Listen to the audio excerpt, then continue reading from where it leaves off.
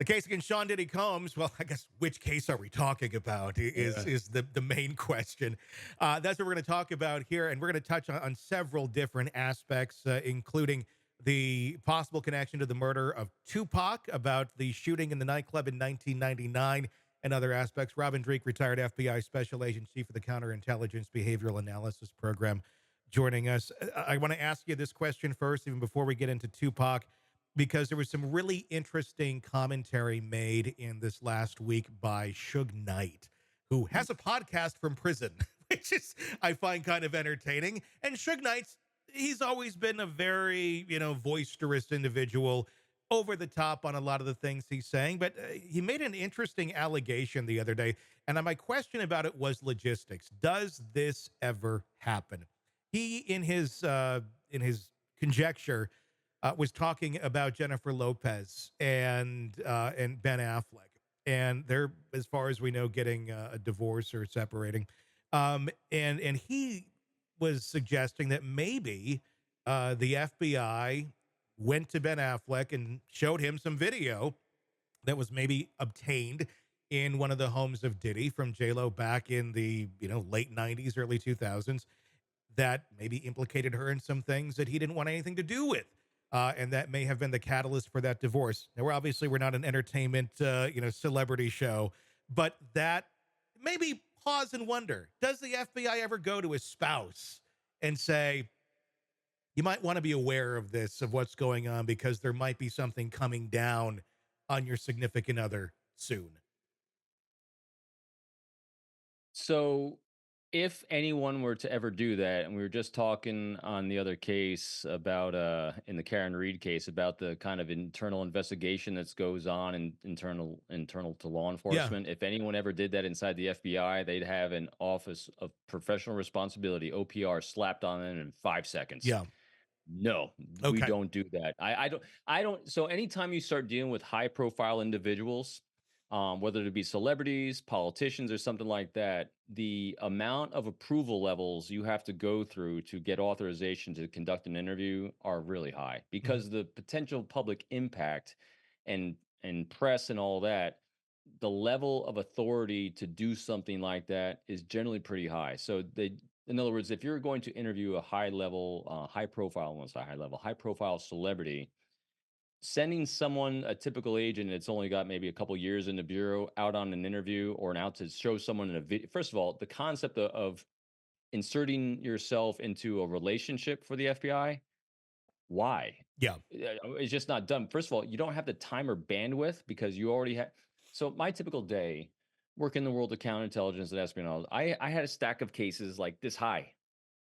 Hmm. And if I got to like this much on a given day, that's a great day. I once worked for a boss that said, "Hey, you got three piles of work. You got the ones that if I don't do this, I'm going to go to jail. I got the ones that if I don't do this, I'm going to get fired. And I got the ones I got to do this or I'm going to get in trouble." Hmm. And every day you reshuffle those three piles. And that's all you did every day. You constantly triaging and assessing your bandwidth that day. So to be able to take time away from legitimate investigations that are protecting the national security of the United States and the public safety to go insert yourself into someone's personal relationship? No, No, no. no. The And only, then it's yeah. so say you had some, I won't use the term lightly, some moron that decides to do that. The level of authority you would need to do that would be really, really high. And Mhm. then justifying that action would be, how do you justify, you wouldn't be able to justify that action. And so say then you blow all that off. I'm some rogue agent that decides to blow off policy, blow off all my investigation, do all these things, and I go do it anyway. The likelihood of one of these celebrities coming back and calling the local FBI office and diming you out is extremely high. And then you're thrown in the same situation. So the Mhm. likelihood of that exceptionally low. So Suge is full of shit. It's I basically, think so. yeah. I would guess that as well. I was just curious because I'm like, we're having the discussion on Murder in the Morning the other day, and I was like, I don't know the answer to that. My guess is probably no, but I gotta ask Robin about this because I just don't know the answer to that. The investigation Highly continuing on. improbable. Yeah, okay, that makes more sense. Tupac Shakur's family has now hired attorneys to investigate the allegations against Sean Diddy Combs for his 1996 murder. Of course, Dwayne Keefe D is going to be going to trial for that. But the allegations are that Diddy had a hit out, $1 million to assassinate Tupac. And that's always been a rumor for like since 1996. But we're now learning through some documents 77 times Diddy's name is mentioned in court documents from Keefe D from way back in the day. This is something that he had talked about prior to being investigated. This was prior to him being arrested and charged with anything. This is a document that was sitting there and not looked at until now, and now it's coming to light. What does that say about this case? That was there, is there some connection here? I mean, 77 times having your name mentioned in a murder for hire case seems a little bit like maybe there's something there. So a lot of smoke. Okay. And what they're saying is they're seeing if there's fire. And what's smoke? Smoke is a behavior arc, and you're Hmm. seeing a pattern of of accused behavior.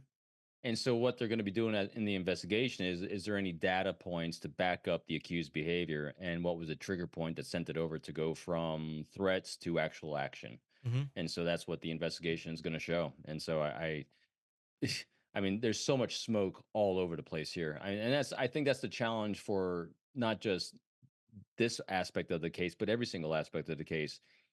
There's such a large network of people and concentric circles of protection around him. It's hard to, and so say he's in the middle, and you have these concentric circles with access to Diddy, and each of them are covering different things, wanting to stay in good with Diddy. So you got smoke here, smoke here, smoke here. And what investigators are trying to do is they're trying to find out of all this smoke, where's their actual fire? Hmm. Where's actually something tangible that's not an insinuation? Where's something that's not an exaggeration? Where's something that actually get a data point where they can actually say this is a tangible bit of real evidence that can lead us down this road? And they're also going to go for motive, actions, behaviors. And so I think we're seeing all that. I think we see the behavior arcs. I think we're probably going to see, if we haven't already, the triggering events that cause the behavior. What they're really searching for is how much hard evidence do they have that can justify it all.